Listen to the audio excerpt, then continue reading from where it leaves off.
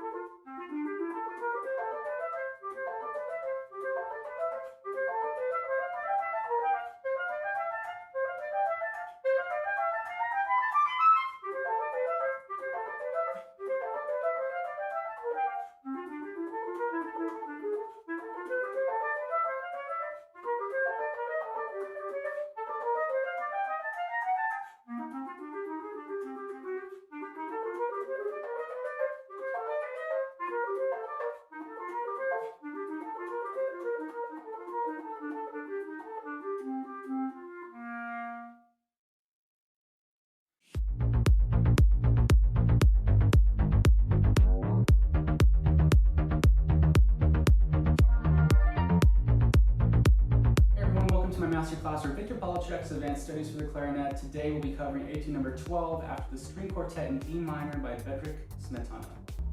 Now, a little bit of background on the work. This quartet was composed at the end of Smetana's life in the summer of 1874 as his health began deteriorating, and he basically turned to chamber music as a way to channel his emotions and create, even when all odds were against him. By the end of October, he was deaf in that year. Consequently, he was forced to also release his post as the principal conductor of the Provisional Theater in Prague. In 1876, he completed this quartet called From My Life. In letters to written critics, he mentions that he had no intention of composing a quartet according to any formula, that for music, in his way of writing, it was just determined by the subject.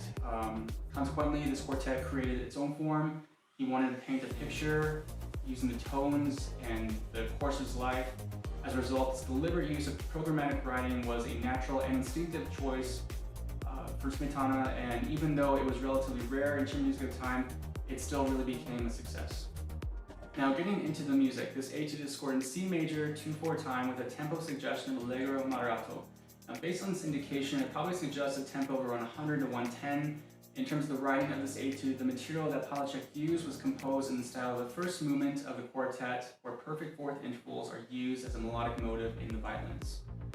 Overall, I believe that the main objective for this etude is creating a smooth legato technique between large intervals often found in the break of the clarinet. Throughout, we will definitely need to be able to navigate the music using extra care in our fingers and using a technique that really allows us to get between short and long fingerings with ease. This is also an excellent study for practicing venting with the right hand, so really try and keep that in mind as you practice this slowly from day one, keeping quality over quantity in mind. Speed will always follow with good preparation in the early stages of practice, so just keep that in mind as well. Now, starting off, take some time to score study, as always, and locate which sections and moments might be the most challenging to you. I've already marked in my fingerings that have been useful to me. I suggest you do the same. That way, it's a useful way to actually create a blueprint for how you'll perform this in a performance context. With so many small rests throughout, it's also really easy to take too much air too often, so making sure that you create a roadmap of your breaths will also be super helpful. One of the best things you can do to prepare for performance is to score steady before you can pick up the clarinet. It's basically practicing without making any mistakes. Now, starting off in measure 1, there is an error in the engraving, so I just want to make sure that I make this known to anyone else who might have the same copy as me. For the 16th rest that begins the etude, it should actually be an 8th rest. After that, we begin the study with a series of ascending perfect fourth intervals in the left hand that eventually cross over the break on a long B4. Approaching this moment, this is a really good example of working on the right hand technique, making sure that the fingers are positioned for a clean slur over the break as the piece progresses. This happens throughout the entire thing, so this is just a really good exercise for cleaning up the right hand, making sure that everything is coordinated and happening with ease.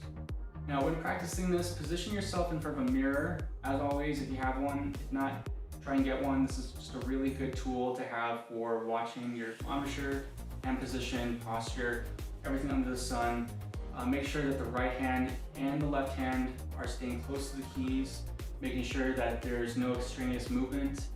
If you want to know more about hand position, you can check out my 3rd etude video on Scheherazade. Now, as clarinet players, I think one of the biggest aspects of creating a good sound is understanding the balance between the fingers, the note being produced, and the air pressure that we're actually using to create the sound.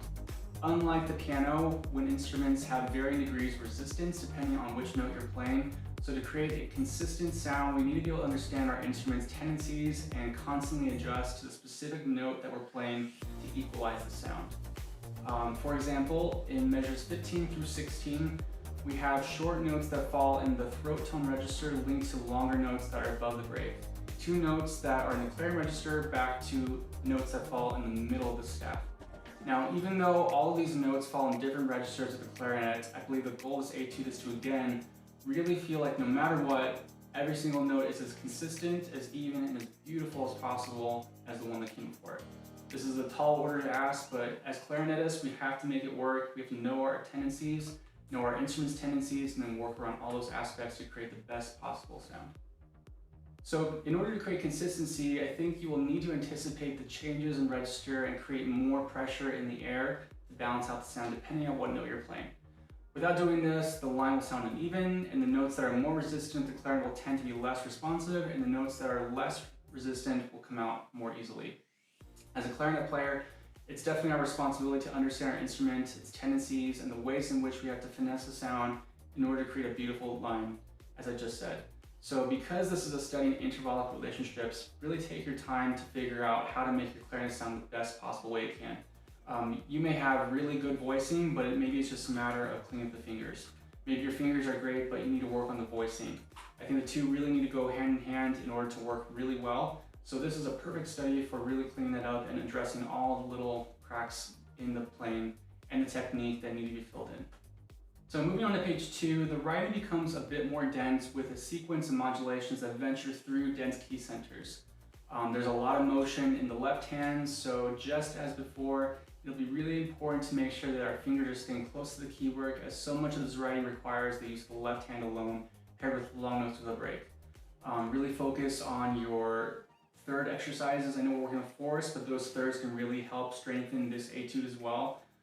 Working on your scales, your arpeggios, all three of those kinds of exercises can really strengthen this exercise as well. So when you're warming up, don't just stick to long tones, don't just play a couple scales, really try and cover all your bases. That way everything is working to strengthen this particular exercise or whatever piece you're working on in the moment.